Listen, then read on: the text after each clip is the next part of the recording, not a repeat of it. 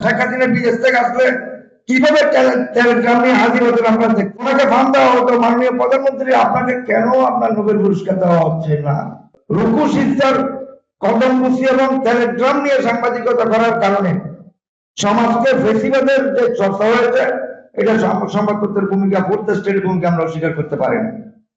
আজকেও কি অবস্থা আমরা আগেও দেখেছি, যখন আপনার 2001 থেকে 2005 পর্যন্ত সরকার ক্ষমতায় ছিল, জনাব তারেক রহমানের নামে এমন কোন বদনামি নেই পত্রিকায় ফোকাস নিয়ে ছাপা হয়নি।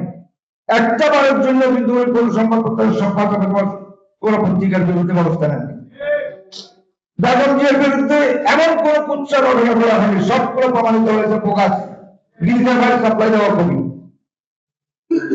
যে শহীদ জিয়া বাংলাদেশে বহুদলীয় গণতন্ত্র সংবাদপত্রের স্বাধীনতা ফেরত দিয়েছিলেন, তার উত্তরসূরিরা সেই ঐতিহ্য রক্ষা করেছেন। বর্তমান সংবাদপত্র অনুযায়ী সরকারের সমালোচনা করে আমরা আশা করবো তারা সেই ঐতিহ্য রক্ষা করবেন। কারণ হচ্ছে সংবাদপত্রের মধ্যে কদম বুদ্ধি করার জন্য না। শেখ হাসিনা বিদেশ থেকে আসলে কিভাবে টেলিগ্রাম নিয়ে হাজির হতেন আপনারা দেখতেন, ওনাকে ফান দেওয়া হতো। মাননীয় প্রধানমন্ত্রী, আপনাকে কেন আপনার নোবেল পুরস্কার দেওয়া হচ্ছে না? কখন আপনি পাবেন? এসব কথা বলা হবে।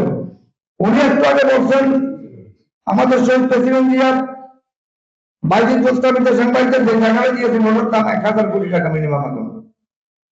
ম্যাডাম জিয়া কর্মরতে যে জায়গা দিয়েছেন দুই গ্রুপকে, এই বন্ধু উনি দেখেন নেই, এটার দাম হচ্ছে এখন 100 কোটি টাকার উপরে। জাতীয় প্রেস ক্লাবের জায়গায় টোকেন টাকায় দিয়েছিলেন আপনার শহীদ প্রেসিডেন্ট জিয়াউর রহমান। আগাম সাহেব বিল্ডিং করে প্রস্তাব দিয়েছিলেন, বলতেন না বেসরকারি টাকায় জাতীয় প্রেস ক্লাব হবে না, আমি করে দেবো। প্রেস কাউন্সিল প্রতিষ্ঠা করেছিলেন শহীদ প্রেসিডেন্ট জিয়া, পিআইবি প্রতিষ্ঠা করেছিলেন শহীদ প্রেসিডেন্ট জিয়া। সুতরাং আপনাদের এই জিনিসগুলো খেয়াল রাখতে হবে।